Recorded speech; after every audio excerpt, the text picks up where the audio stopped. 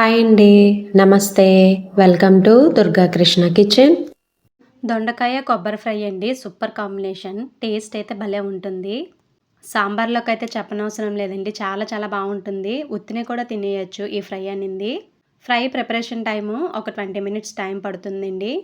Taste అయితే చాలా బాగుంటుంది. మీరు ఒకసారి తప్పకుండా ట్రై చేయండి. వీడియోలోకి వెళ్ళే ముందు మీరు గనక ఫస్ట్ టైం నా ఛానల్ని వ్యూ చేసినట్లయితే తప్పకుండా వీడియోని లైక్ చేసి, షేర్ చేసి, కామెంట్ చేయండి. మీరు లైక్ చేయడం వల్ల ఈ వీడియో అనేది మరికొంతమందికి రికమెండ్ అయ్యే ఛాన్స్ ఉంటుంది. అలానే ఛానల్ని సబ్స్క్రైబ్ చేసుకుని పక్కనే ఉన్న బెల్ ఐకాన్ని కనుక క్లిక్ చేసినట్లయితే నేను పెట్టే ప్రతి వీడియో యొక్క నోటిఫికేషన్ మీకు వస్తుందండి. ఇంకా లేట్ చేయకుండా ఎంతో టేస్టీగా ఉండే దొండకాయ కొబ్బరి ఫ్రై తయారీ విధానం ఎలాగో చూసేద్దాం. ముందుగా స్టవ్ మీద ప్యాన్ పెట్టి హీట్ అయిన తర్వాత దానిలోకి 1/2 కప్ వరకు ఆయిల్ యాడ్ చేసుకోండి. తర్వాత దానిలోకి ఇలా పొడవుగా కట్ చేసి పెట్టుకున్న దొండకాయ ముక్కల్ని యాడ్ చేసుకోవాలి. దొండకాయ ముక్కలు ఇక్కడ నేను 1/2 కేజీ వరకు తీసుకున్నానండి. మీకు ఇంట్రెస్ట్ ఉంటే దొండకాయ ముక్కల్ని డీప్ ఫ్రై అన్న చేసుకోవచ్చండి. నేను అలా చేయట్లేదు. అలానే కొద్దిగా ఉప్పును కూడా యాడ్ చేసుకొని స్టవ్ సిమ్లో పెట్టి ఒక 5 నిమిషాలు మూత ఏమీ పెట్టకుండానే ఫ్రై చేసుకోవాలండి. మూత పెడితే త్వరగా మెత్తబడిపోయి ఓవర్ కుక్ అయిపోతుంది. 5 నిమిషాల తర్వాత అండి ఇది మనకి దొండకాయ ముక్కలు కలర్ చేంజ్ అయిపోయింది కదా. ఇప్పుడు స్టవ్ మీడియంలో పెట్టి వీటిని ఫ్రై చేసుకుంటే సరిపోతుంది.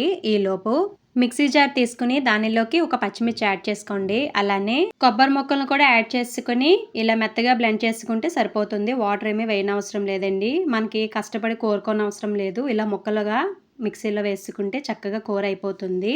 దొండకాయలు 1/2 కేజీ కదండి. కొబ్బరి అనేది 1/2 చెక్క అయితే సరిపోతుంది. మీడియం సైజు కొబ్బరికాయ.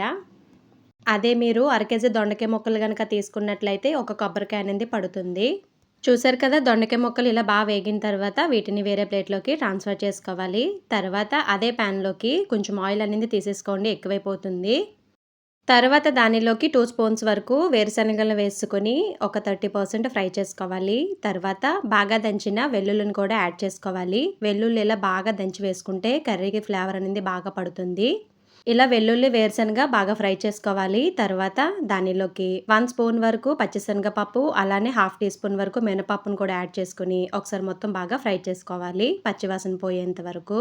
తర్వాత దానిలోకి 1/2 టీ స్పూన్ వరకు జీలకర్ర, 1/2 టీ స్పూన్ వరకు ఆవాలు కూడా యాడ్ చేసుకుని అవి బాగా చిటపట అనేంత వరకు ఫ్రై చేసుకోవాలి. అలానే కారం కోసం ఇక్కడ ఒక ఎండుమిర్చి, అలానే ఒక పచ్చిమిర్చిని కూడా యాడ్ చేసుకోండి. ఆల్రెడీ మనం కొబ్బరిలో కూడా ఒక పచ్చిమిర్చి యాడ్ చేసాం కదా, సరిపోతుంది స్పైసీ అనేది. కొబ్బరిలో పచ్చిమిర్చి యాడ్ చేసుకోవడం వల్ల కర్రీ టేస్ట్ అనేది బాగుంటుందండి.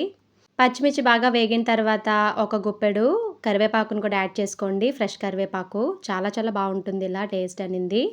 ఈ తాలింపుని బాగా ఫ్రై చేసుకోవాలి పచ్చివాసన పోయేంత వరకు. తర్వాత ఇలా బ్లెండ్ చేసి పెట్టుకున్న కొబ్బరి కూర ఉంది కదండి, దాన్ని కూడా యాడ్ చేసుకొని అలానే టేస్ట్కి తగ్గట్టుగా ఉప్పును కూడా యాడ్ చేసుకోండి. ఆల్రెడీ దొండకాయ ముక్కల్లో కూడా యాడ్ చేసాం కదా, కొద్దిగా యాడ్ చేసుకోండి. సరిపోకపోతే లాస్ట్లో యాడ్ చేసుకుందాం. అలానే 1/2 టీ స్పూన్ వరకు పసుపు కూడా యాడ్ చేసుకొని ఒకసారి మొత్తం బాగా కలుపుకుని కొబ్బరి కూర పచ్చివాసన పోయేంత వరకు స్టవ్ సిమ్లో పెట్టుకుని ఫ్రై చేసుకోవాలి. ఇది ఎంత బాగా ఫ్రై అయితే అంత బాగుంటుంది కర్రీ టేస్ట్ అనేది. చెక్ చేసుకున్న ప్రతిసారి మూత పెట్టుకుని మగ్గించుకుంటే మనకి కొబ్బరి కూర అనేది త్వరగా మగ్గిపోతుంది.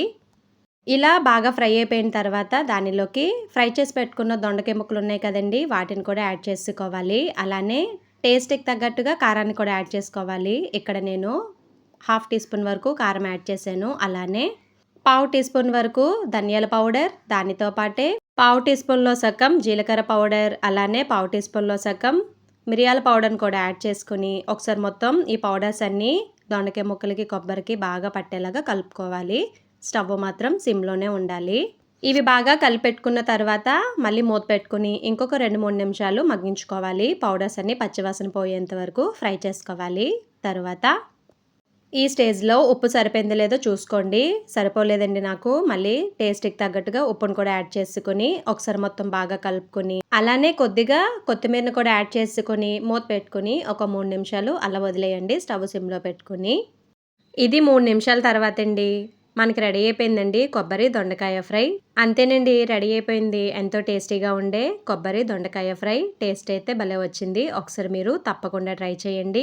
మరి నచ్చిందండి మీకు ఈ వీడియో? మీకు కనుక ఈ వీడియో నచ్చినట్లయితే తప్పకుండా వీడియోని లైక్ చేసి, షేర్ చేసి, కామెంట్ చేయండి. అలానే పక్కనే ఉన్న బెల్ ఐకాన్ని కనుక క్లిక్ చేసినట్లయితే నా వీడియోస్ని మీరు రెగ్యులర్గా ఫాలో అవ్వచ్చు.